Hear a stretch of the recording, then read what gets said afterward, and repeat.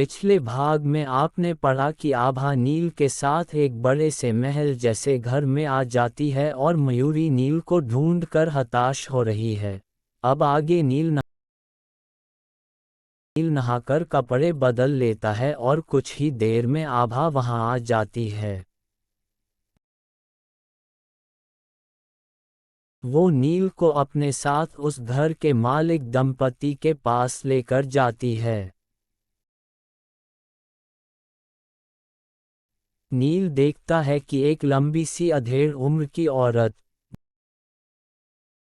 जिसने हरे रंग की साड़ी पहनी हुई है और पूरी तरह से स्वयं को जेवरों से सजाया हुआ है, उसके साथ जो उसका पति है उसके बाल कंधों तक है और घुंघराले भी है। उसकी काली और लंबी दाढ़ी है और चेहरा भी उसका काफी भयानक है।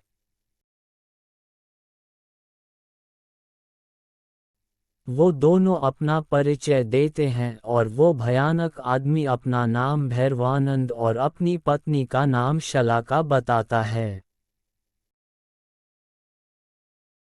अब भैरवानंद कहता है, हमें आभा बिटिया ने सारी सच्चाई बता दी है। वो ट्रेन वाली पिशाचिनी का आतंक तो यहाँ के सारे इलाके में छाया हुआ है।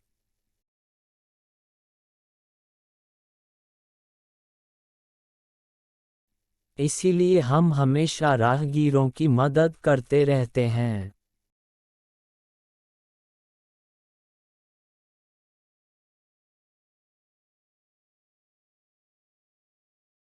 अब नील कहता है, जी शुक्रिया आपका, मुझे लगता है अब हमें निकलना चाहिए।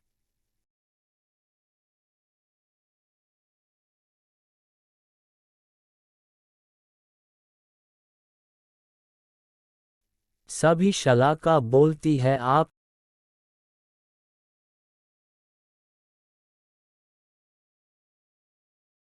आप हमारे मेहमान हैं, इसीलिए अभी कुछ समय तो यहाँ रुकिए।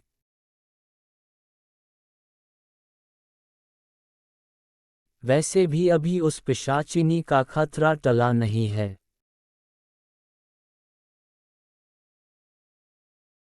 मौसम भी बहुत भयानक है और तेज बारिश भी हो रही है।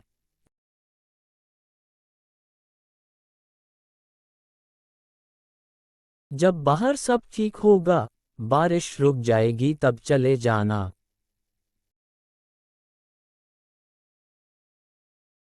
बाहर का मौसम देखकर अब नील को भी वहां रुकना ही पड़ता है।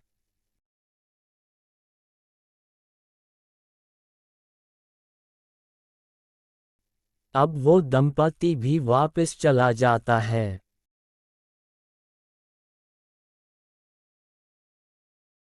आभा और नील दोनों एक साथ वही उसी कमरे में है।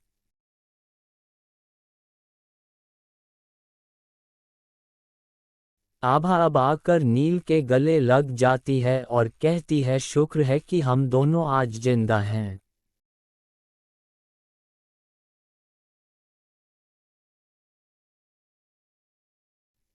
अगर तुम्हें कुछ हो जाता तो मैं भी नहीं जी पाती।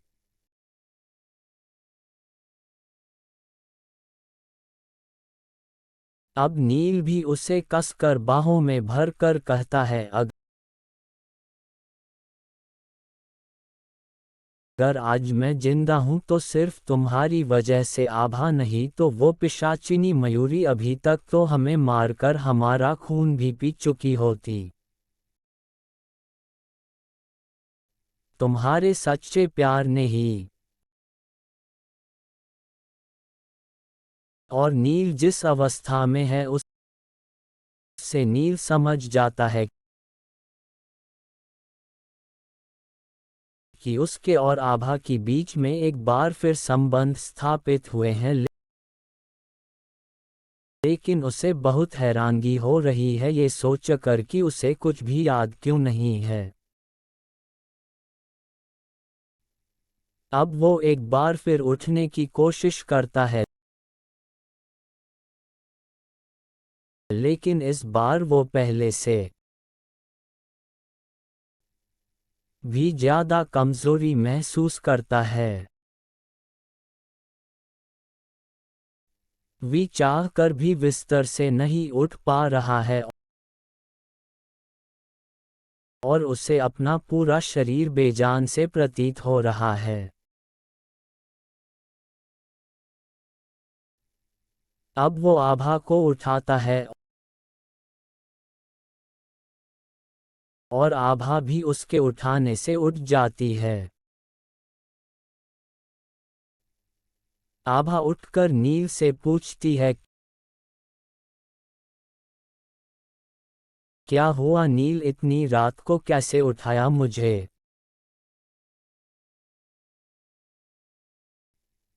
नील आभा से कहता है, आभा मुझे कुछ भी याद नहीं आ रहा। जब मैं खिड़की पे शाम को खड़ा था तो मुझे थकान महसूस होने लगी। फिर मैं यहाँ बिस्तर पर आकर सो गया।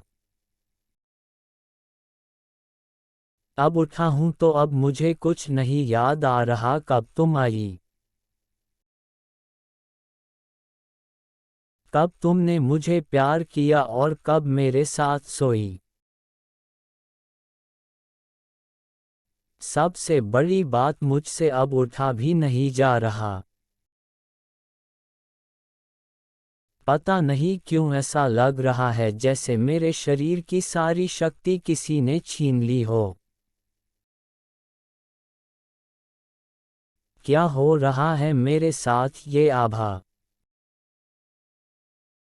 आभा उसके गले लगकर उसे तसल्ली देती है और कहती है कि ये सब उस ट्रेन वाली पिशाचिनी के ही जादू का असर है। देखना अब जल्दी ही तुम ठीक हो जाओगे। तुम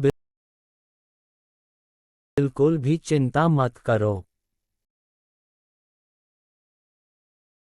नील को आभा की बात से भी कोई तसल्ली नहीं होती है, लेकिन